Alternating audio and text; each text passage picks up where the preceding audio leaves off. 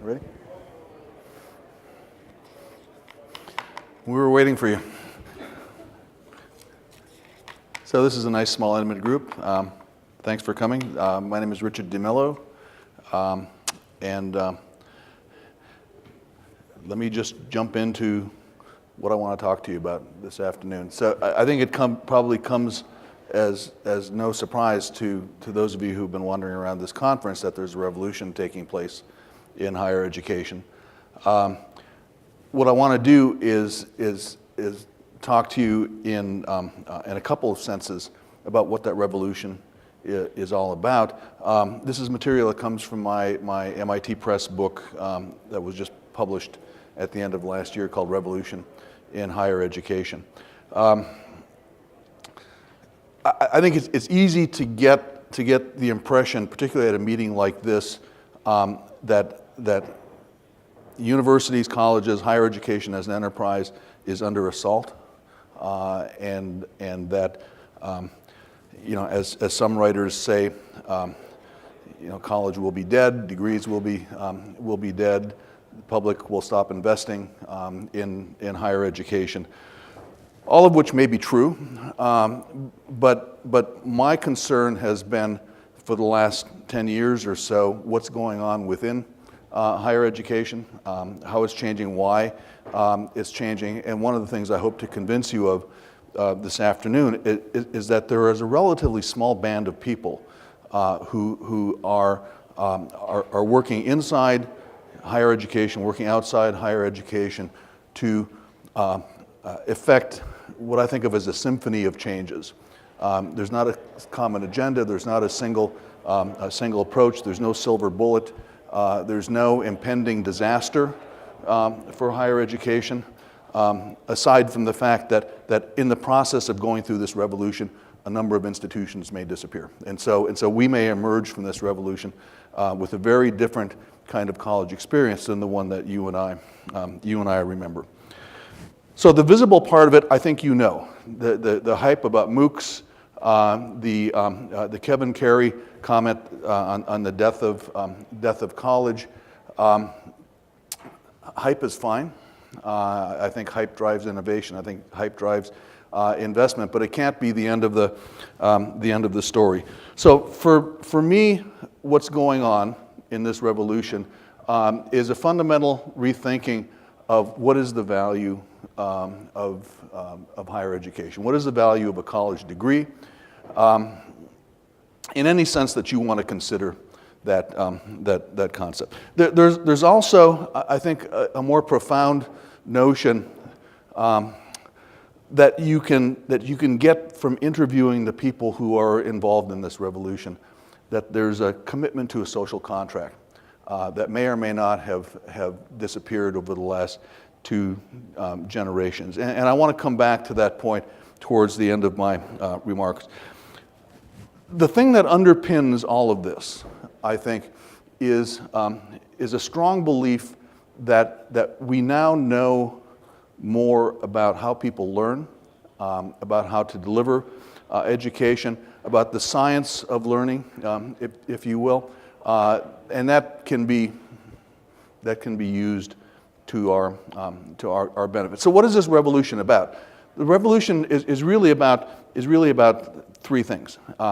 It's about access, and we know that because we can take a look at the number of high school students that are choosing not to go to college, the number of students in communities where the schools are not great, number of potential students around the world that don't have access to quality education, to see that we haven't really resolved the quality problem, the access problem yet. Affordability is the second aspect of this revolution. We've all seen the charts that show tuition going up at 3 or 4 times the rate of inflation. And the third piece that's sometimes ignored in all of this is achievement. So it's not enough to say that you're going to deliver inexpensive education, courses that are open to anyone who has a web browser for free. You somehow have to address the quality issue. And that's what I think is going on in higher education today. So I got this idea when I stepped down as the Dean of the College of Computing at Georgia Tech. So I'd spent 7 or 8 years as a dean. When you step down from a position like that, the president usually collars you and says, "So what do you want to do next?" And I had really developed an interest in educational technology, and so I said, "Well, I want to start this center that for Georgia Tech will play with educational technologies and try to figure out how educational technology plays into the business of educating engineers." My fatal mistake was I wrote a book. And so in the process of building up this little sandbox, I wrote a book called Abelard to Apple, which made the connection between Peter Abelard, arguably the first university professor, and what at that time was the hottest thing in online education, iTunes U, Apple. So the interesting thing about connecting these two historical endpoints is that the idea of a university didn't play in either one of them. So Peter Abelard, 11th century monk, lectured to crowds of tens of thousands of people in medieval France before the University of Paris was established. So how do you get someone who's so committed to teaching philosophy, in his case, that they actually don't need an institution in order to do what they want to do, and people will come from all over the world to get some of this. You fast forward to 2008, and all of a sudden you have iTunes U drawing millions of people to thousands of courses, again with a notable absence of a university as an intermediary. So what is it that draws people to this kind of venture? So as I was discussing this locally at Georgia Tech, my president, brand new president, pulled me aside and said something completely unexpected and startling to me. He said, "I can see what's going on in higher education. I can see students changing. I can see the technology changing.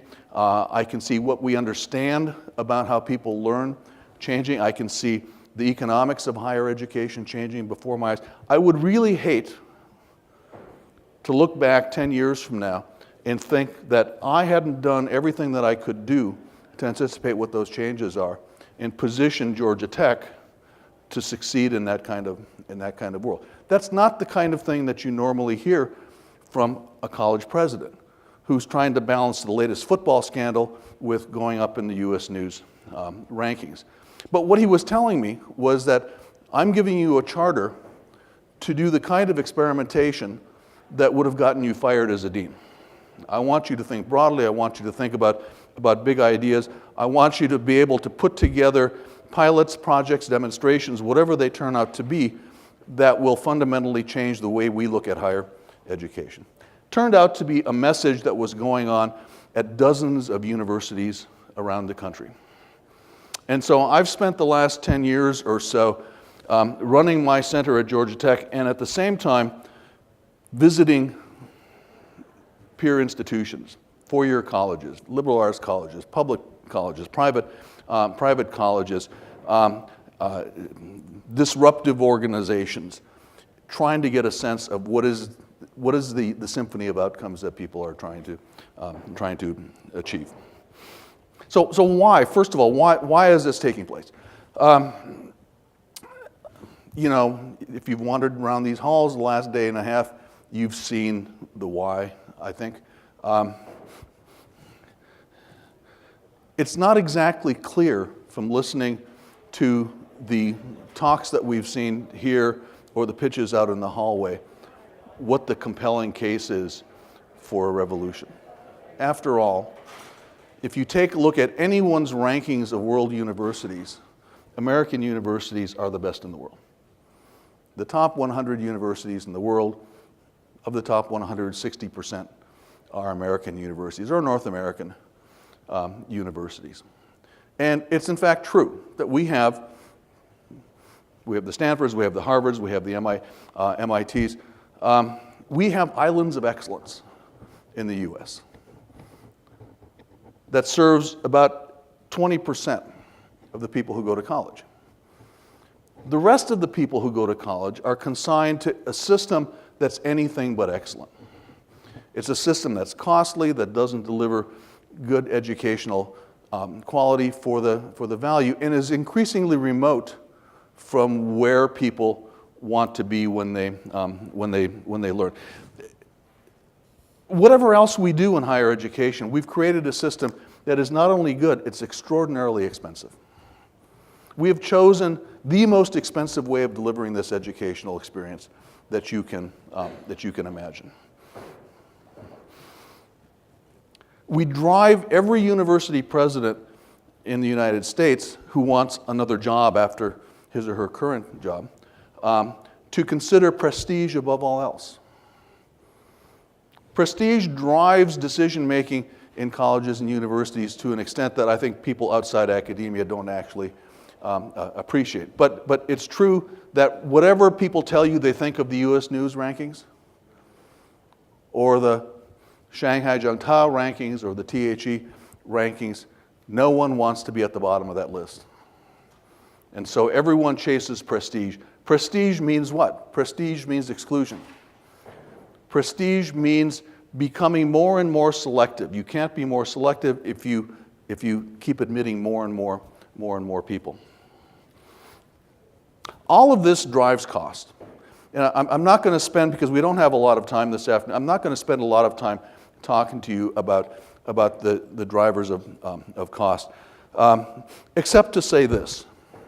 Everything that we've said so far results in the cost to the American public of acquiring a college degree growing at 3 times the rate of inflation.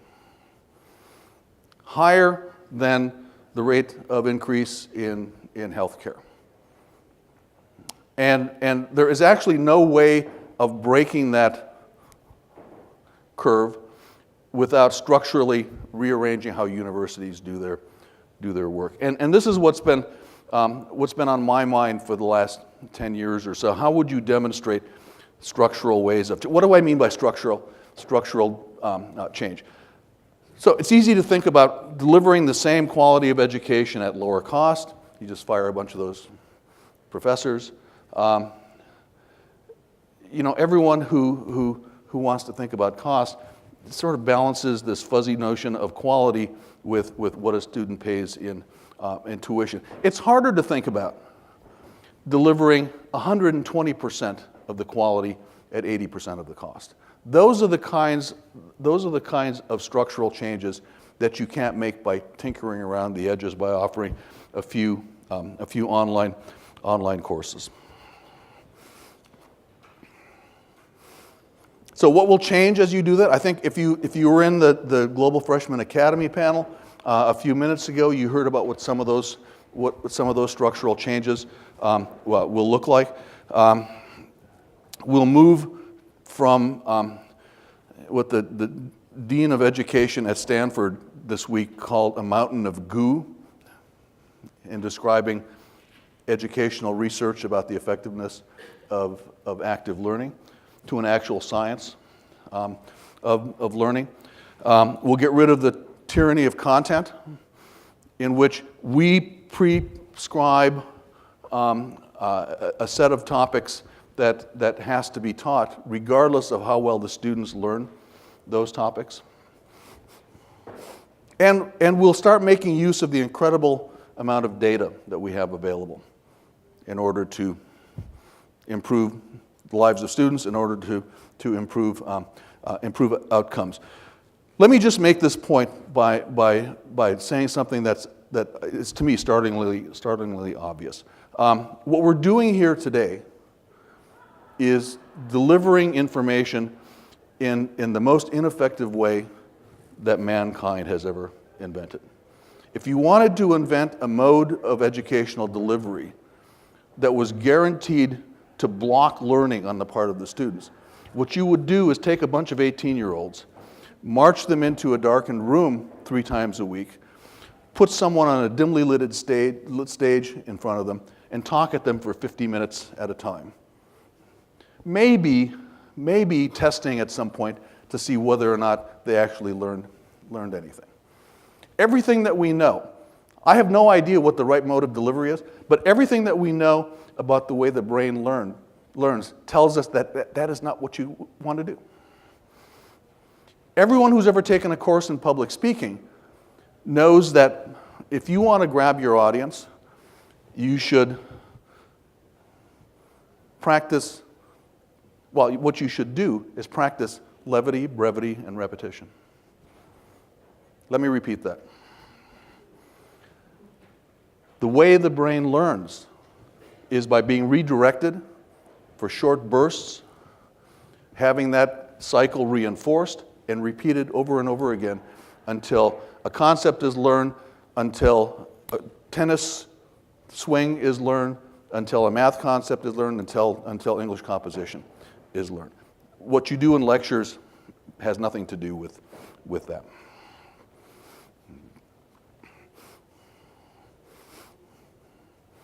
So that's one example of what is happening in higher education. This idea, this 1,000-year-old idea that you're somehow going to deliver a sermon and have that result in a good educational outcome is disappearing. What's it being replaced with? It's being replaced by a bunch of things. MOOCs is one. So let me just tell you what this might play out as if you took it seriously.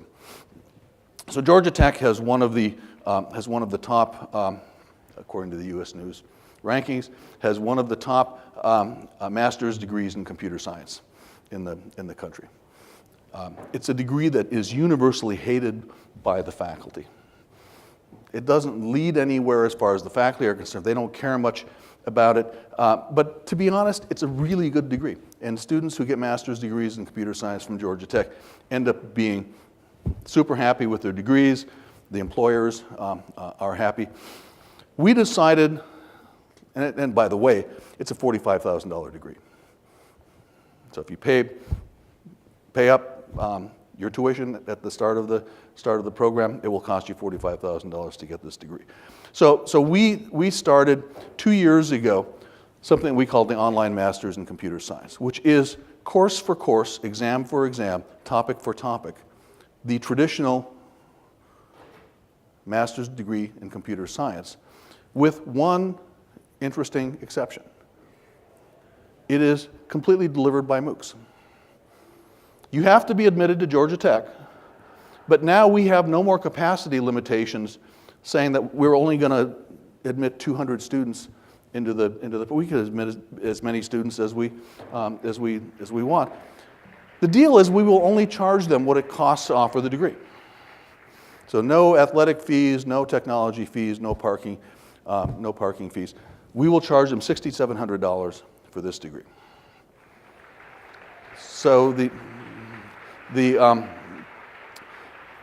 program started in 2013. Here we are 2 years later. We now have nearly 4,000 students in this program. The program is breaking even or better. And interestingly enough, everyone seems to be happy with the program. The student success rate is higher than it is in the traditional program, measured by retention. So the number of students that continue in the program is about 90% versus in the 70s for the traditional program. The completion rate is much higher. When we do the 5-star rating of courses, it's uniformly higher. And the faculty who were responsible for delivering this degree have gone from being skeptical about the technology to being full-throated enthusiasts about it. I have colleagues who wrote scholarly articles explaining why this program would fail, why you can't teach in MOOC format, who are now knocking on our door saying, I want to teach in this program. And so you ask them, so what has failed? What's changed over the last year and a half that's caused you to now become a supporter of this mode of teaching? And the answer seems to be, I changed my mind, which gets back to the mountain of goo comment. So if you actually had data to support the fact that this was not an effective way of teaching, changing your mind wouldn't play into it at all.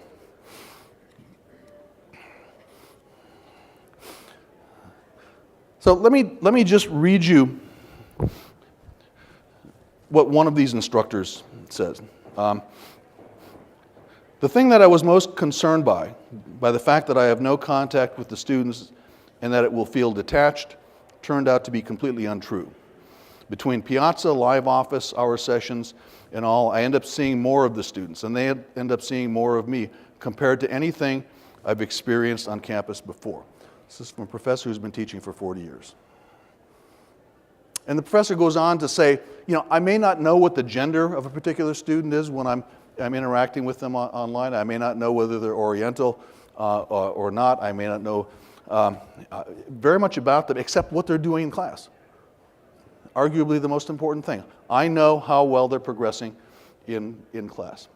And if I put in enough effort, I can make use of that information to change the outcome for those students.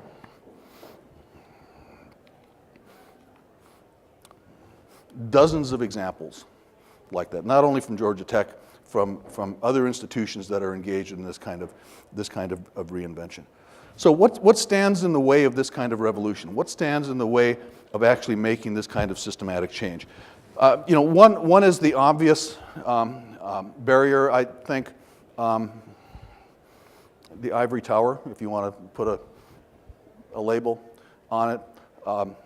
You might think of that as self-interest. So it is not in the self-interest of anyone who's currently involved in the traditional way of delivering higher education to admit that they're not doing it in the best, most efficient way possible.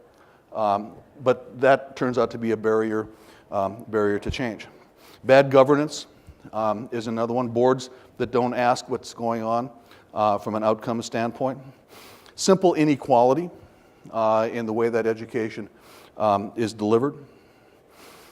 And by the way, reformers from outside who want to demonize the very people who are going to be relied on to deliver the educational experience doesn't help much either.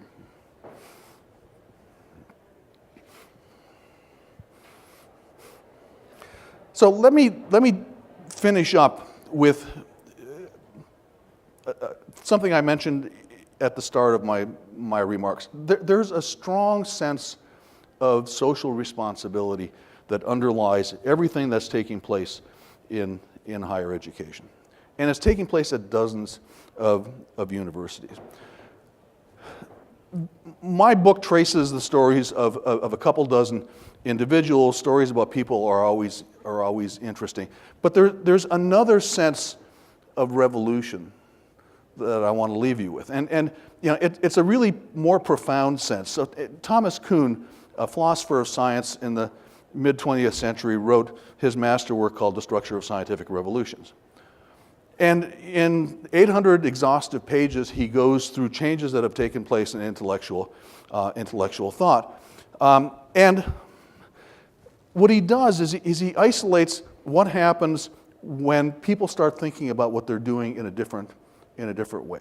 People who are engaged in intellectual systematic pursuits, what do they think about when things change, when there's a phase change? And what they do is they think about things in a new vocabulary. They have a new mindset. They have a new structural model of what's happening around them. In a sense, they make the old way of thinking obsolete. And I was always struck by the fact that there was a strong connection between what Thomas Kuhn said and what Buckminster Fuller always said about changing the behavior of large organizations. What did Fuller say? Fuller said, you never change things by fighting the existing reality. To change something, you have to build a new model that makes the existing one obsolete. So in a nutshell, I think that's what this revolution is all about. The things that you're hearing about here, the things that probably have not come together in a single package yet because it's too soon, won't destroy higher education. It's not going to put institutions out of business, but it will make a lot of what we do obsolete. And I think that's a good model for us to end with and to think about going forward. So thank you very much.